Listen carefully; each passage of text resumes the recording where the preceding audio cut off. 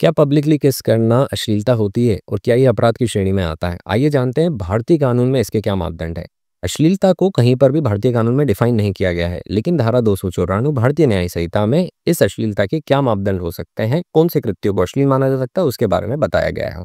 तो कोई भी व्यक्ति अगर वो कामुक या कामुक व्यक्तियों को इंटरेस्टिंग लगता है, प्लस अगर ऐसा कोई कृत्य जो कहने, सुनने और पढ़ने पे किसी व्यक्ति को दुराचारी या दुष्ट बना दे, वह ऑब्सीन एक्ट होता है। और अगर कोई ऑब्सीन मटेरियल कोई व्यक्ति बेचता है, तो भले ही वो किसी भी माध्यम से हो, फिजिकली या इलेक्ट्रॉनिकली, चलचित्र हो, रेखा चित्र हो, पुस्तकें हो या जेस्चर हो या फिगर हो, किसी माध्यम से अगर वो बेचता है तो वो ऑब्सीन एक्ट की कैटेगरी में आता है। और धारा 294 के अंतर्गत वह एक दंडनीय अपराध है, जिसमें व्यक्ति को 2 साल या 5 साल तक की सजा प्लस फाइन या दोनों से दंडित किया जा सकता है।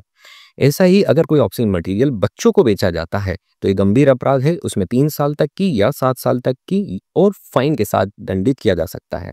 और अगर वो ही मटेरियल आप पब्लिसाइज या सर्कुलेट करते हैं, एडवर्टाइज करते हैं इलेक्ट्रॉनिक फॉर्मेट में, तो आईटी एक्ट की धारा 67, 67 ए, 67 बी के अंतर्गत ये दंडनीय अपराध है, जिसमें 10 लाख तक का भी जुर्माना लगाया जा सकता है और उसे दंडित किया जा सकता है। तो आप जानते हैं कि आप पब्लिकली किस करना कोई अश्लीलता होती है। धारा 296 के अंतर्गत ये बताया गया है कि कोई भी व्यक्ति अगर कोई ऑब्सीन एक्ट की कैटेगरी वाला कृत्य करता है जिससे कोई व्यक्ति ऑफेंड होता है या एनॉयड होता है, तो ऐसे व्यक्ति को 3 महीने तक की सजा या 1000 का फाइन या दोनों से दंडित किया जा सकता है। सो बेसिकली पब्लिकली किसिंग करना कोई अपराध नहीं है, but if someone gets annoyed by it, so it's certainly is an offence under 296 of BNS. तो दोस्तों, हमको जो संवैधानिक अधिकार फ्रीडम ऑफ स्पीच और एक्सप्रेशन का दिया गया है, उसको सही तरीके से उपयोग करें। वह एक एब्सोल्यूट राइट नहीं है, वो ओनली एक फंडामेंटल राइट है।